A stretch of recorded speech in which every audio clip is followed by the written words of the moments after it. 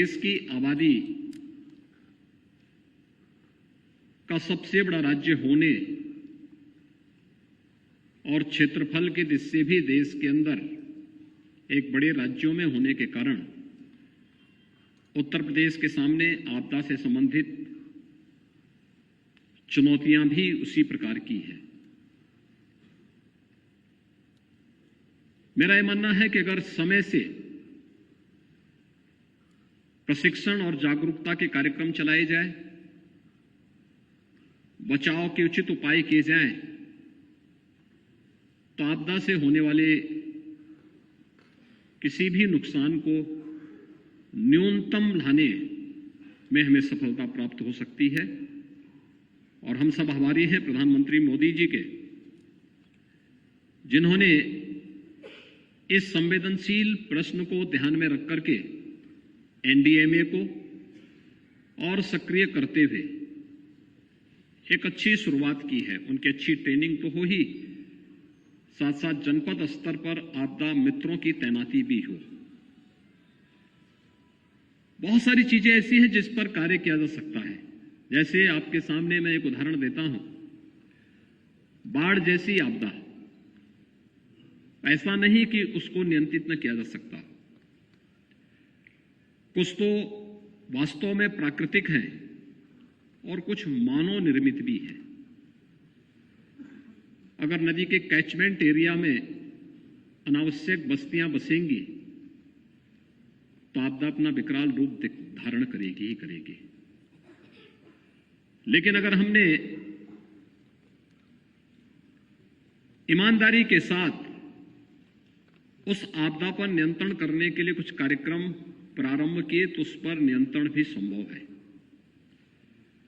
उत्तर प्रदेश का मैं एक उदाहरण देता हूं। उत्तर प्रदेश प्रकृति और परमात्मा की कृपा का प्रदेश है और उत्तर प्रदेश में बाढ़ की स्थिति को अगर आप देखेंगे तो 2 महीने के अंतराल में अलग अलग क्षेत्रों में बाढ़ आती है। मैं विगत वर्ष भी देख रहा था, इस वर्ष भी देख रहा था। विगत वर्ष पहले हमारे उत्तर से जुड़े हुए जनपदों में बाढ़ आई थी, जो नेपाल से सटे हुए जनपद हैं, और उसके बाद फिर गंगा और यमुना के तटवर्ती क्षेत्रों में बाढ़ उन क्षेत्रों में देखने को मिली थी। इस वर्ष इसका उल्टा था। इस बार पहले गंगा और यमुना से सटे हुए जनपदों में, जिन जनपदों से गंगा नदी और यमुना नदी गुजरती है, उन जनपदों में पहले बाढ़ आई और उसके बाद में फिर नेपाल से सटे हुए जनपदों में।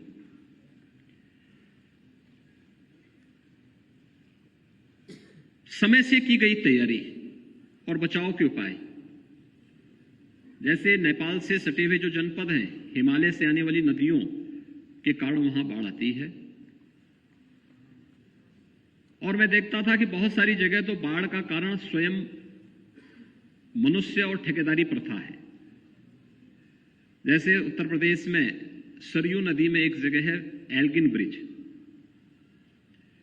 एल्गिन ब्रिज में पता नहीं कब से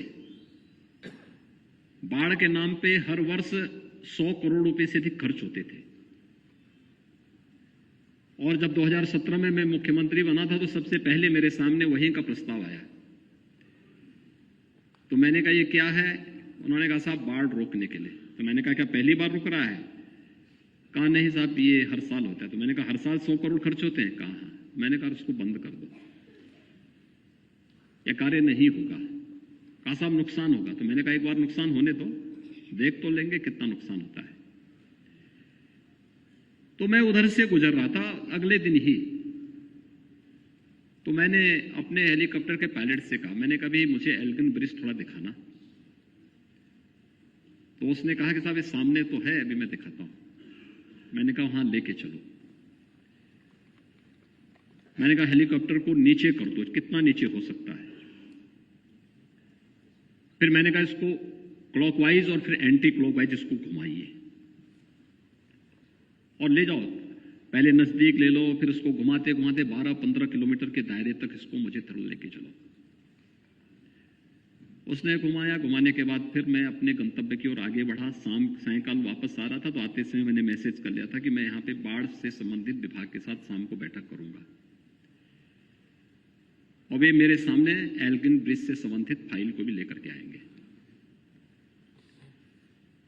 मैं सायंकाल जब वापस आया था तो मैंने इन लोगों से कहा, मैंने कहा भी मुझे बताओ कि जो एल्गिन ब्रिज का प्रस्ताव है क्या है। उन्होंने कहा साहब यह है, इससे 2 जनपद खासतौर पर गोंडा, बहराइच और इधर बाराबंकी 3 जनपद बुरी तरह प्रभावित होंगे। तो मैंने कहा इसके अलावा वहां पर कुछ और विकल्प नहीं है। उन्होंने कहा नहीं। मैंने कहा एक बात बताओ, वहां पे नदी काफी चौड़ी है, अगर हम नदी को वहां पे ड्रेजिंग करें और ड्रेजिंग करके नदी को चैनलाइज कर लें तो मैं मानता हूं कि इसका समाधान हो सकता है। उन्होंने कहा साहब देखिए, एक तरफ हम करेंगे तो उधर गोंडा के लोग विरोध करेंगे, इधर बाराबंकी के लोग विरोध करेंगे। मैंने कहा बीच में ले लीजिए ना। मैंने कहा ड्रेजर कहीं किराए पे आपको मिल सकता, लीजिए। तो विभाग ने कहा साहब हमारे पास 2 ड्रेजर हैं। मैंने कहा कभी उपयोग हुए? कहा नहीं। तो मैंने कहा क्यों खरीदे गए थे? अगले 1 सप्ताह के अंदर ड्रेजर वहां पहुंचे। 12 से 15 किलोमीटर लंबा एक चैनल बनाया गया बीच में, और पूरी नदी वहां पर उसके साथ जुड़ गई। 100 करोड़ रुपए जहां खर्च होने थे, पहले वर्ष मात्र 5 करोड़ रुपए में हम उस समस्या का समाधान किए। और आज समस्या, यानी आप देख रहे होंगे पिछले 5 वर्षों में, 5.5 वर्षों में इस बार भी 8 लाख क्यूसिक वाटर सरयू नदी में जा रहा था, लेकिन उन क्षेत्रों में नदी को चैनलाइज करने के बाद बाढ़ की समस्या का स्थायी समाधान हो गया। हमारे चैनल को लाइक, शेयर और सब्सक्राइब जरूर करें और नई अपडेट्स के लिए बेल आइकन दबाना ना भूलें।